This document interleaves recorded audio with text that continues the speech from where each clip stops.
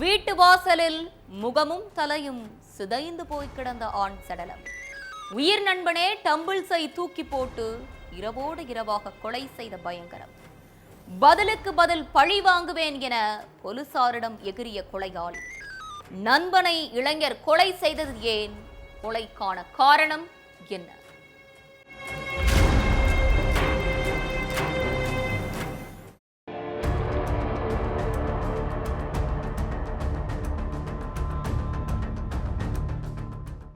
தெரேசாபுரத்தில் உள்ள ஒரு வீட்டு வாசல்ல முகமும் தலையும் செதஞ்சு போய் ஒரு ஆண் சடலம் கிடக்கிறதா அதிகாலையிலேயே அந்த வழியா போன வாகன ஓட்டிகள் உரகடம் போலீசாருக்கு தகவல் சொல்லியிருக்காங்க. அடுத்து அங்க வந்த போலீசார் சடலத்தை மீட்டதோட அந்த வீட்டில் தூங்கிட்டு இருந்த நபர்கள் முதல் மாடியில் இருந்த 4 இளைஞர்கள் கிட்ட விசாரிச்சிருக்காங்க.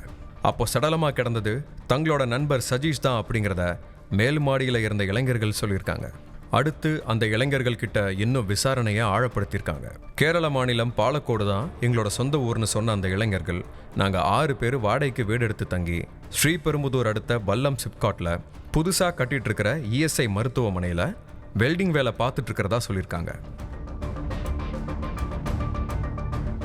நைட்டு 11 மணிக்கிட்ட சஜீஷும் அஸ்கரும் மது குடிச்சிட்டு இருந்தாங்க. நாங்கள் 3 பேரும் போய் தூங்கிட்டோம். அதுக்கு பிறகு என்ன நடந்துச்சுங்கிறதே தெரியல அப்படின்னு சொல்லியிருக்காங்க. அடுத்து அஸ்கரை எங்கன்னு கேட்டப்ப அவன் எப்போதுமே காலையிலேயே ஷிஃப்ட்டுக்கு போயிடுவான்னு சொல்லியிருக்காங்க. அடுத்து அஸ்கரை தேடி சிப்காட் இஎஸ்ஐ பில்டிங் கட்டுற இடத்துக்கு போயிருக்காங்க போலீஸ். அங்க தனக்கும் சஜீஷ் கொலைக்கும் எந்த சம்பந்தமுமே இல்லாத மாதிரி பில்டிங் வேலையை ரொம்ப கவனமா பார்த்துட்டு இருந்திருக்கான் அஸ்கர். ஆனா அந்த நடிப்பெல்லாம் போலீஸ் கிட்ட வேலைக்கு ஆகல.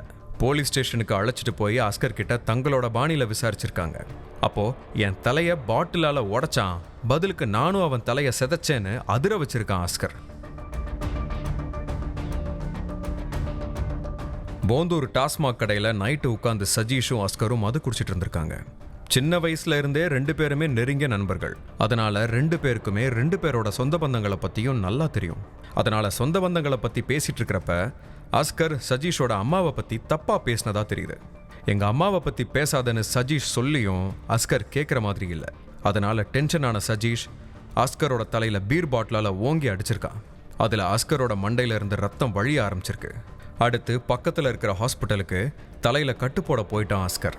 அந்த கேப்ல தன்னோட வீட்டுக்கு வந்து போதையில தூங்கிட்டான் சஜீஷ். நடு ராத்திரி வீட்டுக்கு வந்திருக்கான் அஸ்கர். அப்போ தங்களோட இருக்கிற 4 இளைஞர்கள் ரூமுக்குள்ள தூங்கிட்டு இருந்திருக்காங்க. சஜீஷ் மட்டும் போதையில முதல் மாடியில உள்ள தன்னோட வீட்டு வாசல்லையே படுத்து தூங்கியிருக்கான். என் தலையில பாட்டிலால் அடிச்சுட்டு நீ மட்டும் நிம்மதியா தூங்குறியான்னு சஜீஷை பார்த்து அஸ்கருக்கு ஆத்திரம் தலைக்கேறி இருக்கு. அதனால பக்கத்துல கிடந்த டம்பிள்ஸை எடுத்து சஜீஷோட தலையில ஓங்கி போட்டிருக்கான்.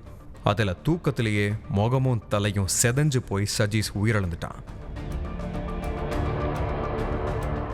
அடுத்து அப்படியே முதல் மாடியில இருந்து சடலத்தை தரதரன்னு படிக்கட்டு வழியா இழுத்துட்டு வந்த அஸ்கர் வீட்டு வாசல் முன்னால போட்டுட்டு வழக்கம் போல வேலைக்கு போயிட்டான்.